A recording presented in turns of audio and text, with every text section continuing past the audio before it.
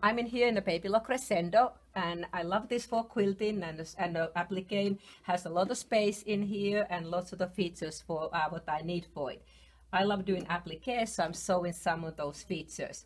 So first I have just selected the quilting stitch in here, the straight quilting Q01, kneel at the center position. And I have engaged my pivoting function and also my tie-on function. And I have a bias strip in here that I'm going to do a stem. And I put that the 1/4 inch foot with the guide. So I have lined it up so that my left side of the foot is on against the fold, because I want to sew in here about 1/8 of an inch seam. So I'm going to go and also turn on the laser light. That'll give me a little guidance, and if I will move that laser in here, even the edge of the fabric, kind of gives me a little thing that where I need to keep my my right side of the fabric in here. Over in here, and so I will be just stitching in here using the guide on here on this side, the side of the foot on the other side in here. So I'm gonna just tack down, and I could, even if I wanted to do little curves, like my pivoting function, it will lift up my pressure foot when I stop. And then when I want to finish in here, I just to tie the stitches in place. And I could have even turned the automatic thread cutter on too. So now I could either iron or just to pressing it down, I can have a really narrow stem. So all I want to do now is to do a little blanket stitch.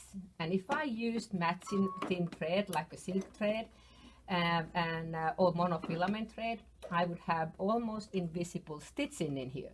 But I'm gonna go and move my laser guide. And see, I didn't even line up where I put my foot. Just dropped it down, put my laser here, and I'm gonna select my stitch. And I can see on the screen that I may have to shift my stitch a little bit, kind of closer in here, and I'm even made it narrow. I want to make it this really narrow, because that way when I stitch in here, I will have my straight stitch going right into the fabric, and that will point into the fold of the fabric.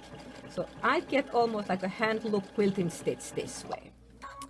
And again, we just tie the stitches in there and cut the threads.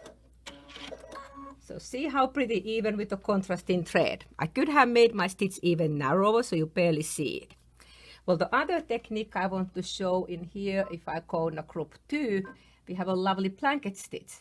I just like to make it a little bit narrower, and then again I'm just going to plop the foot on. I don't really even have to have it all lined up in here, because I can move my laser guide right next to the side here, and then I can move my stitch. I'm gonna shift because I notice my stitch won't be lining otherwise. So I can see in the screen my stitch is now lining up at the edge, so I can then do my stitching in here and just to easily line up, and I can even go full faster speed.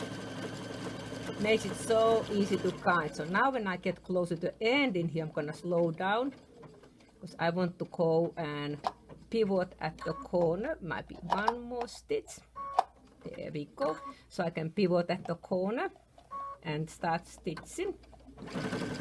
And here we go again.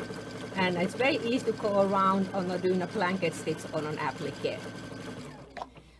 Love it doing for applique, love it for quilting, so it's all the different pieces.